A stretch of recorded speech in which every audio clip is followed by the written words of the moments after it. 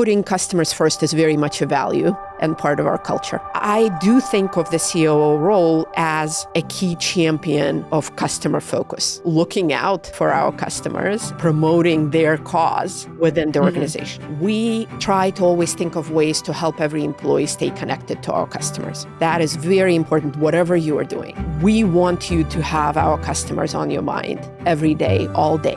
And that just doesn't happen unless you explicitly make it happen. So we do this through a number of mechanisms, starting with encouraging employees to use our product, spending quite a bit of time and effort on collecting customer insights and pain points. We also hold something called customer obsession sessions, where we dive into a specific piece of the customer experience and we watch customers navigate the product. We look at data, and then we foster a discussion about, is this how it should be? I think is key to maintaining that customer focus. Hello, everyone, and welcome to Experts of Experience. I'm your host, Lauren Wood. Today, I am with Sofya Pogreb, the Chief Operating Officer at Bill. Sofya has more than 20 years of experience in operational roles at leading financial technology companies, and she brings a wealth of knowledge in driving operational efficiency, leveraging data for business decisions, and fostering a customer-first mindset, which, of course, is what we're here to discuss today. Sofya, wonderful to have you on the show. Wonderful to be here. Thank you for having me, Lauren. So, speaking of a customer-first mindset, I'd love to dive straight into that with you. And how does Bill approach really instilling a customer-first mindset throughout your organization? Yeah. So at Bill, putting customers first is very much a value and part of our culture. The company was started about 18 years ago by our founder and CEO, Renee Lessert. And by the way, maybe I should start with what the company does. What we do is work with small businesses and we help them automate financial operations. So if you think about the financial back office of a small business, you're probably thinking accounts payable, invoices, payments. We help automate all of that and save time, save pain, increase efficiency so that the small business owners can focus on what they truly love and they're passionate about, which is serving their customers. A quick note on that, just because I am a Bill customer. As an independent consultant, I use Bill for many of my clients. Not all, unfortunately. Whenever someone is like, yes, you can send us an invoice on Bill, I'm like, oh, thank God, this is so much easier. So I just want to say I have experienced that simplicity firsthand, and I really appreciate it. That is awesome. I love hearing that. You just made my day. Thank you for telling me. Renee, our founder, is incredibly passionate about customers. He grew up in a family of accountants. And so he saw firsthand how manual and tedious and time-consuming and paper-intensive the work could be. And he was really striving to come up with a tool set that would streamline these processes and make them easier. So customer focus is something that he brought to the company starting day one. And it's something that we've really strived to maintain as the company grew and scaled. We've been around for 18 years. Today, we serve almost 500,000 small businesses. We work with 8,000 accounting firms, and we partner with 8 out of 10 top US banks. So this is now a big company. How do you not lose that empathy and connection to the customer as you scale? This has been a big focus for us as an executive team because we know it's key to our continued success as a business. I love that you bring that up, and I want to dive into that more because it's something that I have seen as I've grown with organizations. I've been early employees and, hyper-growth unicorns. And in the beginning, we're so close to our customer and we understand our customer so deeply, and how you continue that as you're hiring many people and bringing more and more people into the loop is a massive challenge. And so I'd love to understand how you've really kept that consistent customer mindset throughout your growth. I think there's a few things. And it starts, as you mentioned, I think, with bringing the right people on board. Whether we are hiring executives or more junior team members, a passion about small businesses and a focus on the customer is something we look for in the hiring process. It's one of our key criteria.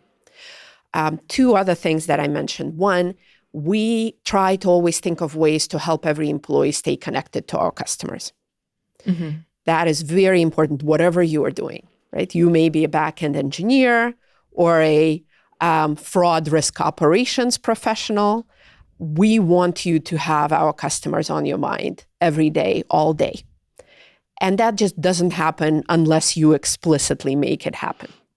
So we do this through a number of mechanisms, starting with encouraging employees to use our product and kind of eat the dog food, right? To spending quite a bit of time and effort on collecting customer insights and pain points and making sure that those are shared and available to every employee.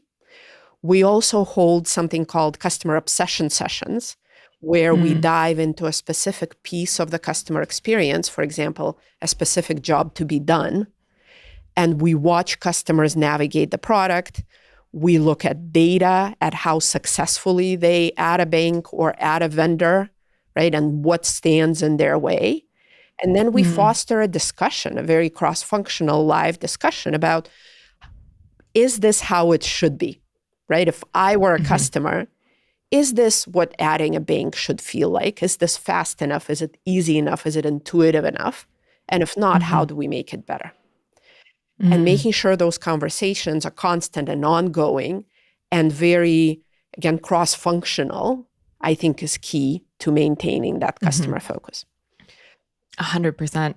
I just want to stop there for a second. Customer obsession sessions. One, it rolls off the tongue so beautifully, but it's just something that is so, so important. And I think you highlighted it so perfectly that it's a cross-functional discussion.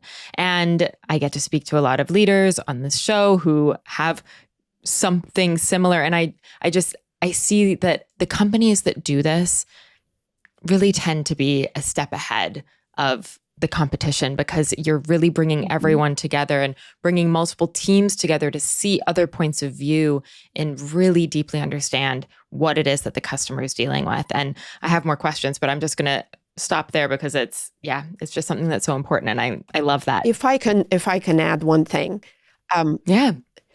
As I think about, well, how do you make that happen? Right? Because you have to really find a way to empower employees to create these mechanisms. Yeah. And I found that it really makes sense to have a team within the company or an individual whose job it is to help folks across the company stay connected to customers and understand customers. Yeah. We have an advocacy team within our customer experience, customer support organization. And the advocacy team is responsible for advocating for our customers and their pain points throughout the organization. So their job is actually outward looking from the ops organization into the rest of the company. And they're all about, how do we take data and insights and make them available in easy to consume ways. Yeah. So it's a piece of advice that I would give anyone, I think, in a job like mine. Completely. Is that a full-time role, or is it a committee that they're kind of on as It's a full-time role, and it's actually several folks who we align to various parts of our product. And they're more than busy enough. And while it may feel like a big investment for a company of 2,500 plus employees like we are, very, very high ROI investment that I would recommend folks make. Yeah. How do you measure the ROI in that? Great question. It's a question that I would probably ask. There's not an easy way. Not a good way. I can't say that I found a measurement. However, what I see is the awareness throughout the organization. Well, people say, I attended an obsession session and we looked at the ad bank process and we realized there's an opportunity to make it easier. Like, that's my ROI right there, right? I think that it's on people's minds. It's top of mind. People are aware, and it helps us prioritize. One of the biggest challenges that I've faced in the past when going after customer experience improvement opportunities is the need to prioritize and focus. Our product is very broad, very expansive. It does a lot of things, which is awesome. It also means there's often a lot of ideas that we have of how it can be improved. And it's very easy to go broad and shallow.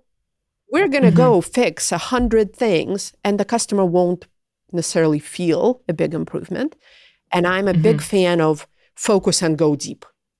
Let's take a specific workflow, a specific job to be done, a specific experience, really go deep, really get the data, get the customer feedback, and think about how to meaningfully improve that so that our customers say, wow, adding a bank has gotten so much easier.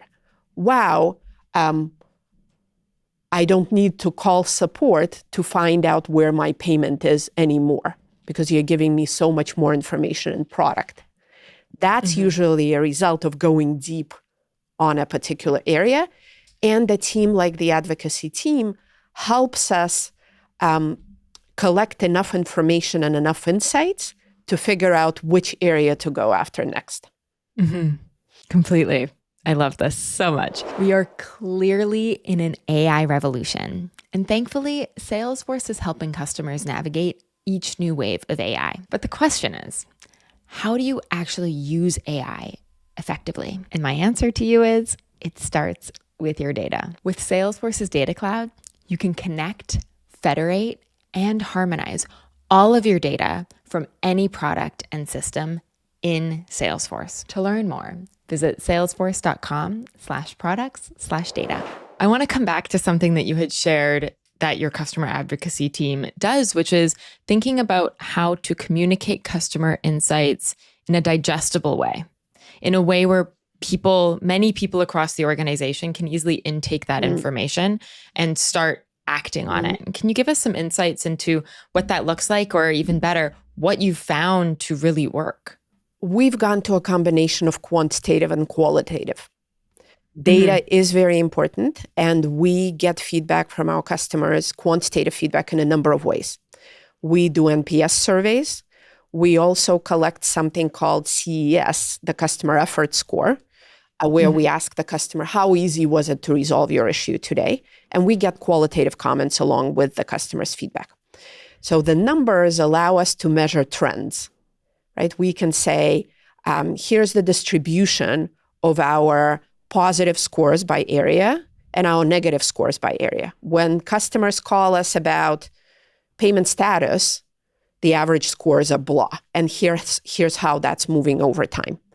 And here's how it is different for new customers versus tenured customers, or maybe small businesses versus accountants. Allows us to gain insights. So we have a wealth of data, and then we supplement that with qualitative feedback, right? Because numbers are numbers. It's where you hear the frustration or hear the delight that it really starts speaking to you. So I would say that that combination is important. We are also seeing an increasing number of tools on the market that help consume qualitative feedback and then bucket it into topics and call drivers. And we found that some of these tools help make this work easier and help us be more efficient in doing it. Completely. I mean, this is the beauty of AI, right? I think it's one of the things I'm the most excited about when it comes to AI becoming a bigger part of our workflow is enabling us to really digest large amounts of qualitative information into easy digestible trends and, bite-sized pieces of information that can easily be shared. Is there any tools that you're really excited about these days that you could speak about? So in terms of digesting insights, we use a piece of software called Thematic, which I'm not close enough to say it's amazing and best in the market, but we've seen value. So I'll go that far. Yeah. It's something worth investigating. We are looking at a broad set of tools right now and starting to experiment with tools that help us across several areas of operations, whether it's quality assurance and reviewing advocate calls and providing feedback, or training, or assisting the advocate as they're hearing a customer call. We found that with our audience, SMBs, customers continue to value human expertise and a human connection when they call in for support. Most of them are not quite ready yet to talk to AI, we've found. However, we can still get tremendous value out of these tools by putting them side by side with an advocate and having them help the advocate be more effective and more efficient. So that's the area that we are prioritizing, and there's a lot available these days, and more coming to market every week, it feels like. Completely. I love how you highlight how you can actually be utilizing these tools to see both sides of the conversation. Not only the customer insights that are coming through and what the customer's sentiment is or what the customer is really caring about, the types of questions that they're continuously asking, but also how strong is the person supporting them? Are they touching on the key points? Are they able to actually answer the questions directly, or do they need more training? Do they need more support? Right. That quality assurance piece is so valuable. And that's like the other side of the AI world that I'm excited about, is how we can really be empowering our teams to show up and really support customers in the way that customers want and need to be supported. I agree. And we can also use AI to pull out of the vast knowledge base that most companies have the relevant information and put it in front of the advocate, right? Where they used to be, chatting on one screen and then Googling the internal knowledge base on the other screen. Now the AI co-pilot, if you will, can say, well, here are the relevant articles, right? This is the content you should be walking the customer through. So that we're really then using the human for communication, for empathy, rather than, for vast amount of knowledge that are so hard to train and then to retain. Lots of opportunity. So much opportunity. And I know you had mentioned the customer effort score, which I believe to be probably the most important metric when it comes to the customer experience. How hard does the customer need to work in order to do what they're trying to do? And I think another metric, and I'm curious to know if you're tracking this, is the employee effort score, which is really what you're talking about, is how we can reduce the effort that the employee needs to take in order to do what they need to do or solve that customer's problem. Is that something you've been tracking? We do measure that as well. As you know, in the world of data, you can easily be trapped into measuring 100 things, right? And optimizing for 100 things. And I'm always a huge fan and champion of focus. So we felt we needed a North Star metric for our customer service organization. And we felt like the customer effort score was the right North Star metric for us.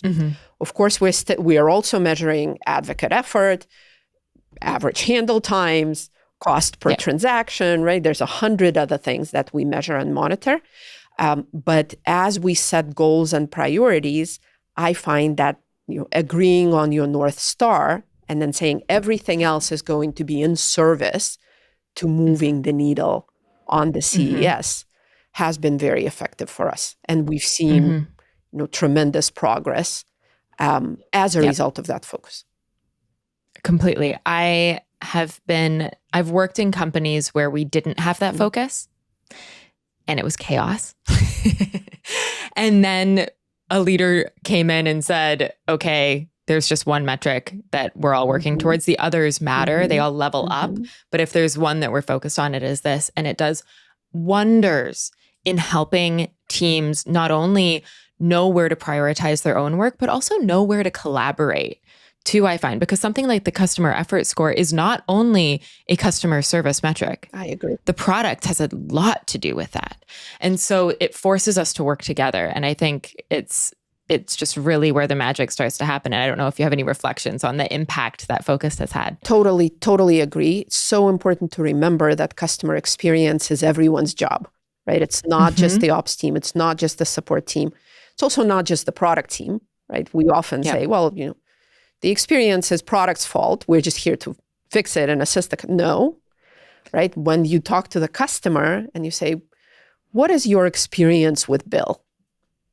They're going to talk about the product and the support and how they were onboarded and trained to use the product.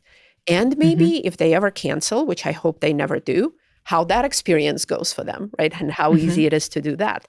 And we at Bill talk a lot about everyone owning and having responsibility for the customer experience. Mm-hmm. But I also agree with you. I think having a clear metric for your support organization allows us to message across the other teams, well, what are we trying to move the needle on? And how can you help us? And how can you work together with us? Mm-hmm. I often joke that my job as the COO often turns into a CRO job, which is a chief repeating officer job. Because a big part of my job is to educate the organization about the supporting functions, which in my role include support and operations, data, and risk management. These are all functions that I think about as multipliers for our business. If we do our jobs well, it's like we're giving other company employees a motorcycle to help them go faster and deliver more impact. But it takes a lot of education. Well, what is it that you guys do? And why is support or risk important? And when you say you've gotten better, how do you know? It feels very fuzzy, right? And so saying, here's how we measure it. It's very quantitative. It's dependable. We're not making this up. And this is our most important number that we are trying to make progress on. Here's how you can help us. And then saying that 15 more times over the course of a quarter, I think is a big key to success. 100%. I'd love to chat a little bit about your role at Bill as the Chief Operating Officer, because I believe you are the first COO we've had on the show. And it made me so happy when I realized that we were going to be speaking, because it needs to come from the top. The customer centricity, the customer centric mindset has to be, as you said, something that everyone across the organization is bought into and is working towards. And I love to hear all these opinions that you have about how it can be done. And I just love to understand a little bit more about your role and what that looks like at Bill, because I know that a COO can take many different forms depending on where you are. So this is my third COO role. My first two were also in fintech startups, much earlier stage. And when I took on my first COO job, someone recommended a book to me that I bought on Amazon, and it's called Riding Shotgun. And it's a book about the COO role. And the book talked about how there are 7 different types of COOs. And I was like, whoa, 7 different types. Which one am I? And I found that the COO role can be the most fuzzily defined among, I think, the C-suite roles.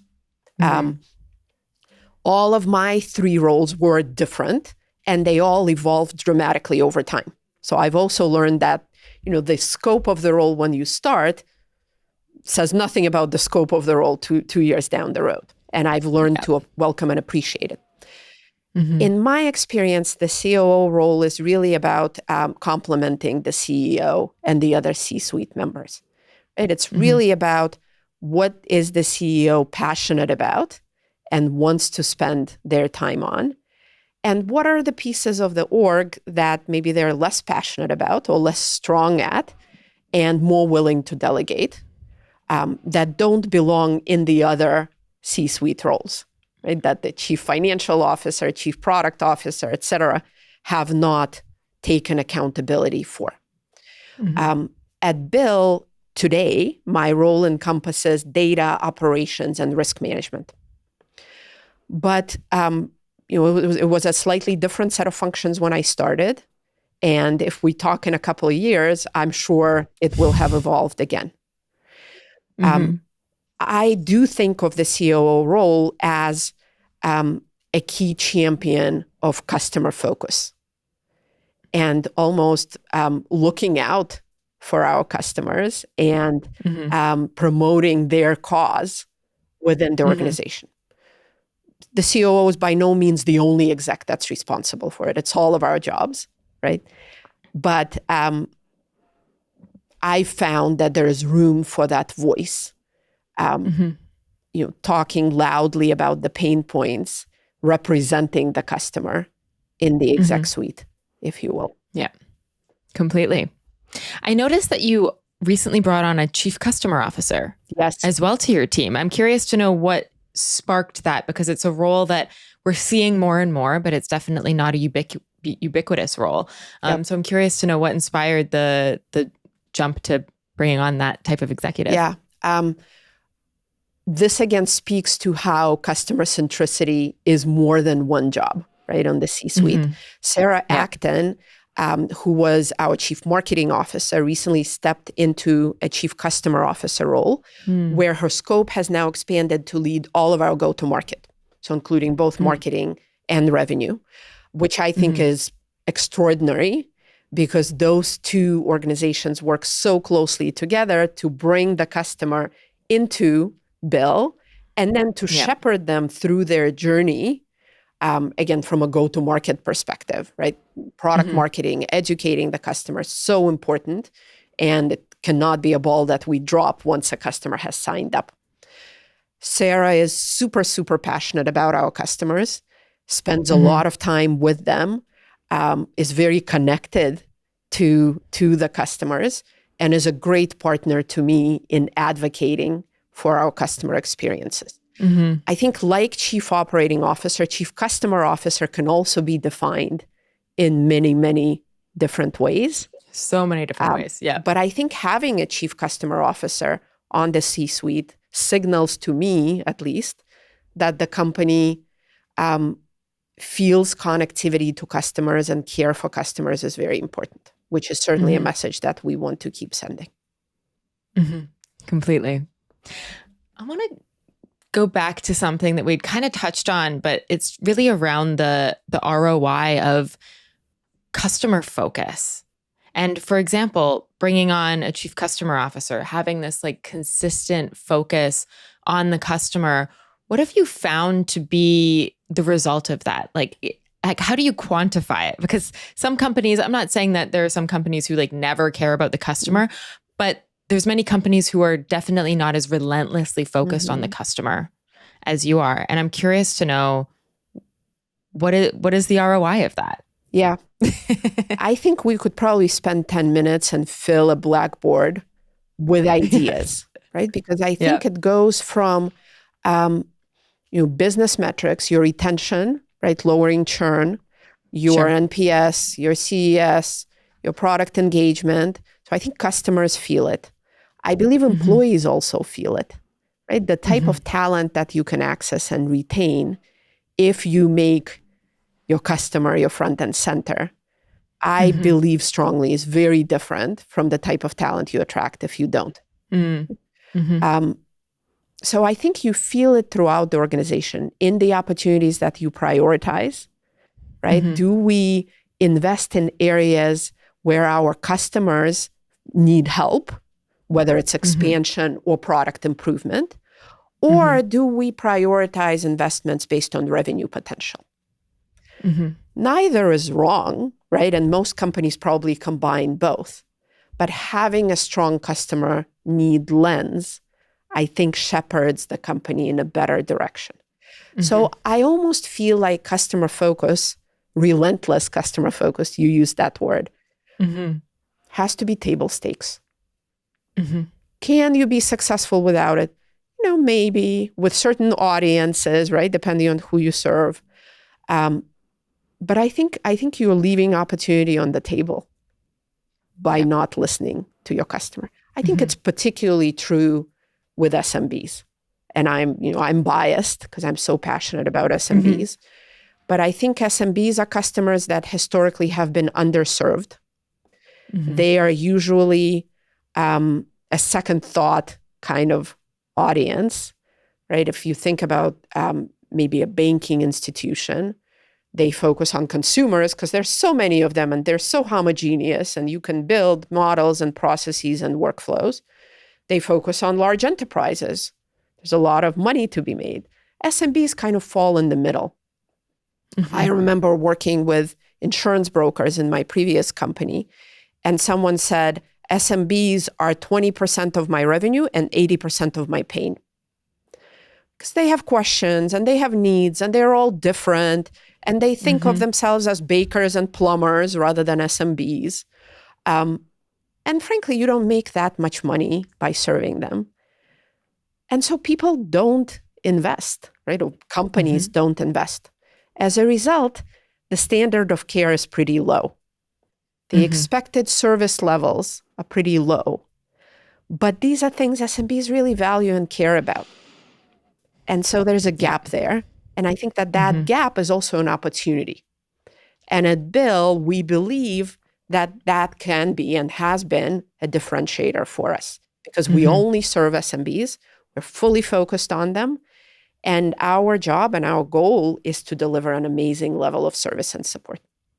You highlight just such an amazing opportunity. I too have spent much of my career servicing SMBs, both in the real estate space as well as the food and beverage space. And so I completely understand what you're talking about. And I think the thing that I've always loved so much about having or servicing an SMB customer is that, one, there's so much room for improvement. A little bit of magic goes a long way by focusing on them and saying, we want to make your lives easier, because at the end of the day, SMBs are also the majority of businesses, right? If we look at the numbers, there's such an opportunity in this space, and more people want that. These people are living their own personal dreams and taking massive risks doing it, and creating an easier experience for them. I think the thing I always felt is like I'm giving back to the world by just making all these people have an easier time living the lives that they want to live. And and the tools that they have available to them, myself included, as an SMB, I guess I would consider myself that, it's just there's not a lot of great stuff out there. And so I agree. It really makes a difference. I'm always inspired by how the mission of serving SMBs is both big. Like you said, the SMBs move our economy in meaningful ways. And what we serve them on is very close to their livelihood, right? This is money. This is do or die for them. I don't know if I've mentioned this, but we move very significant amounts of funds for our SMBs. Last year, I believe it was roughly around 1% of US GDP. So this is people care. We are meaningful to them, right? So large mission. But also every time I speak with a customer, at the customer by customer level, I am inspired by what they do and their resilience and their appetite for taking risks and their passion for their customers, right? So it's both a big inspiration and it's a customer level inspiration as well, which this is what gets me out of bed in the morning, frankly. Yeah. And it does a lot for the employee experience as well. You feel like you're on a mission to create a change in the world. And at the end of the day, we all want to make the world a better place deep down inside. I think it's part of human nature. And it's part of why I've always really enjoyed serving an SMB customer, because I feel like I can see the direct impact that my work has in other people's lives if I can just make it a little bit easier for them to do what they need to do. Yeah. And I find that most of our employees have a story to tell about a family member or a friend or a neighborhood small business that's made a difference for them. That explains why they're passionate about our connection with small businesses. Completely. How does that translate? Empathy is something that I think about a lot in customer experience, in order for us to really understand our customers and be able to deliver what we need to deliver. We need to have a sense of empathy for them. And I think that's why your customer obsession sessions, I love so much, because you're really bringing people together to understand the customer. But I'm curious how you ensure that empathy is really something that stands within your organization. Yeah. I think it's back to the things we spoke about. It's hiring for it, right? Looking for that or evidence of prior demonstration of this. And then it's making it part of the job, right? With customer obsession sessions where we can observe customers struggling to do something. It's sharing data on pain points, right? Here are our lowest CES contact drivers.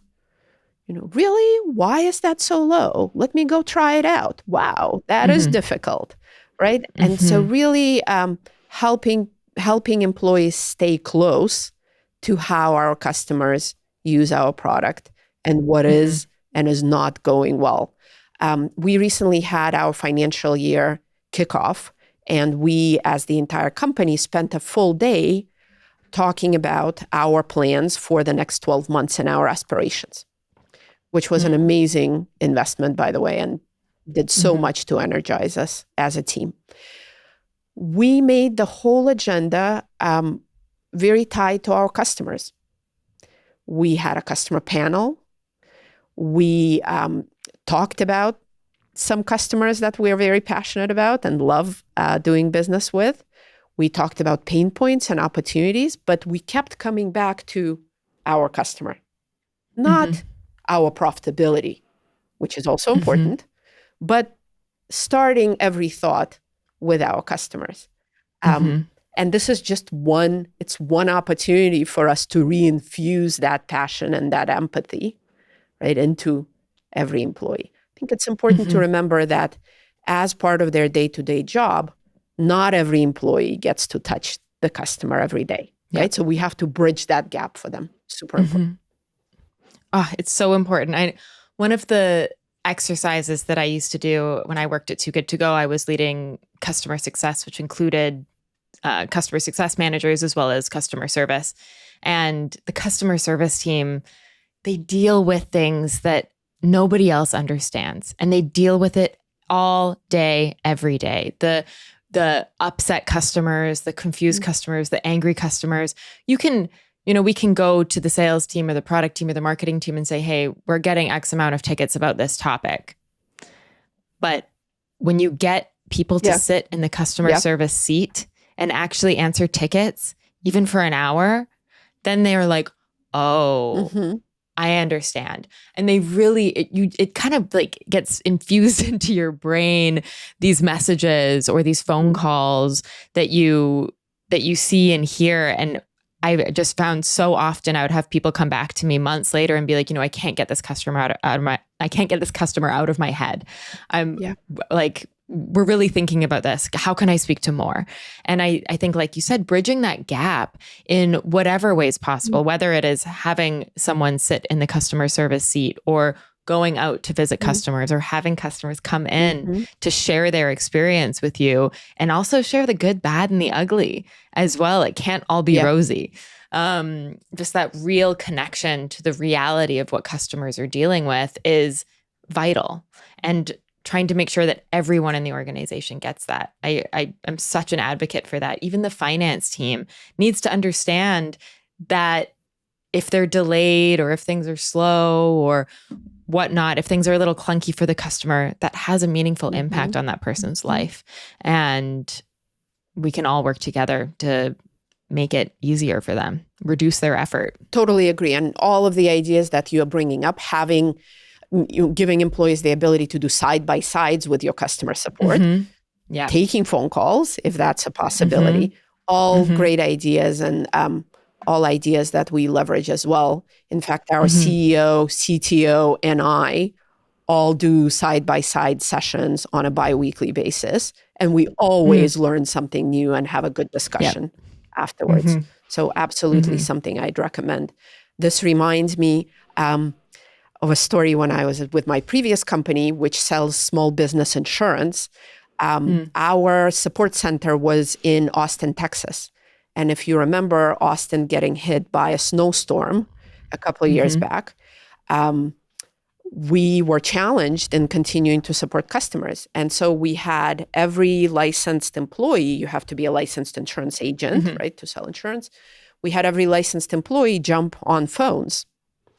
As did I, and I learned about how difficult it was to do certain things in our system. And our CFO also was taking phone calls, and she got a call from a roofer who said, I need a certificate of insurance, a piece of paper proving that I'm insured. And she said, oh, no problem. I will walk you through how to get that yourself online. It's really easy. And he said, dear Michelle, imagine you have a leak in your roof, and you call me, and you say, Michael, please come help me fix my roof. And I say, Michelle, don't worry. It's very easy. I'm going to walk you through how to do it yourself. Go ahead and climb on the roof. And he said, if I'm calling you, it's because I want you to help me. Don't tell me about self-service. Get the thing for me. And that was a big insight for her at a time where we were pushing very hard on drive the customer towards self-service options. And it's a story we still talk about today. Yeah. I mean, that's what a beautiful lesson that customer gave you in really showing like, no, this is why I'm calling you. This is what I need. And I think it's always so tricky. I'd love your thoughts on this, of balancing productivity and efficiency with a high level of empathy and service. And how do you find that balance? Very tough, and a question that we discuss every year when setting our goals. I would say we are at a point in our evolution where we prioritize quality of service. We still challenge ourselves to get more and more efficient, but we do it through better tooling for our advocates, better systems, rather than cutting their time with the customer short. Yeah. And it's a tricky, right? These are tricky trade-offs. But I think it's the right decision for us as a business.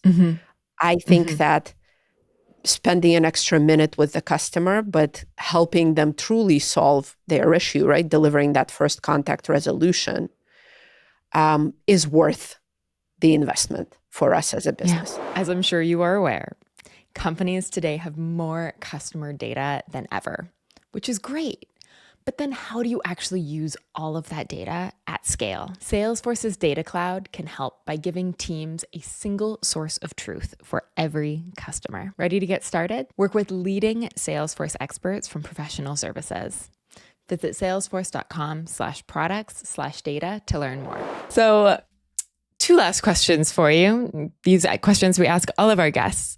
I'd love to hear about a recent experience that you had with a brand that left you impressed. What was it about that experience that made it amazing? There's a device that I use with my 10-year-old called the Gabb watch, Gabb. It's a simpler watch than an Apple Watch, but it allows a parent to, quote unquote, track their child and see them on GPS. And it allows the child to call the parent or text the parent. And that's pretty much the extent of the functionality. I love how simple it is. I've had it for, I think, over 2 years for my son. Have never had an issue, have never had to contact support.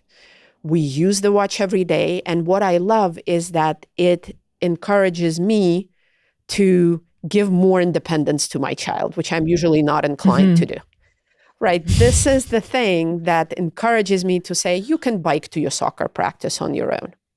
Right? And I may be in the office and I'm literally seeing on my phone as I'm on a Zoom call, I'm seeing him biking, and it gives me so much peace of mind. But I also know that the thing doesn't give him 16 games to play, right? Or stickers to click. So the simplicity and great execution are things that I really value. And I recently found out that Gabb actually uses Bill for their financial automation, which is so rewarding to me, and I'm so delighted. Yeah. And then you're like, okay, well, we're helping a customer that's helping me. And so it all comes back. That's amazing. And I don't have any children, but I am deeply afraid of giving my children smartphones. So this sounds like you and me both. We're solving it. Yeah. And so my last question for you, Sofia, is what is one piece of advice that every customer experience leader should hear? I think I have a piece of advice that every leader should hear, which is even better. Start with the customer every time. Every time you walk into a meeting where a new opportunity is being presented or people are asking for funding, I would say, why is this important to our customers? Right? How is this critical for the customer? How would the customer experience this new feature? Right? I think if the first thing you do is put yourself in the customer's shoes, you will make the right decisions. And as motherhood and apple pie as this sounds, it's something we often don't do. I think that's my best piece of advice. Oh, it's a good one. I like this answer a lot because I just want to pull this apart for a second. One, it's forcing everybody to think about the customer, for them to say, okay, if I'm asking for something, for example, for funding, I have to go and think about my customer in order to do that. Two, it's helping us to prioritize what really matters. And that's why I think having a customer-centric value as part of your cultural value system is so important. Because when we're trying to make decisions, should we do this or that? If we say, what is best for the customer? It makes things a lot easier and clearer. And then at the end of the day, as we've talked about throughout this episode, is that customer-centric mindset is really key to business success. And so keeping that core to everything you do is really essential. Like you said, it's table stakes. So that's a great piece of advice. Thank you so much for sharing all of your wisdom with us. I've really appreciated it and absolutely love this conversation because customer centricity, as you all know, is really what I care about most. It's been a pleasure, Lauren. Thank you for having me on. This was so fun. And I look forward to listening to new episodes of your podcast. Amazing. Well, thank you so much. And I hope you have a wonderful day.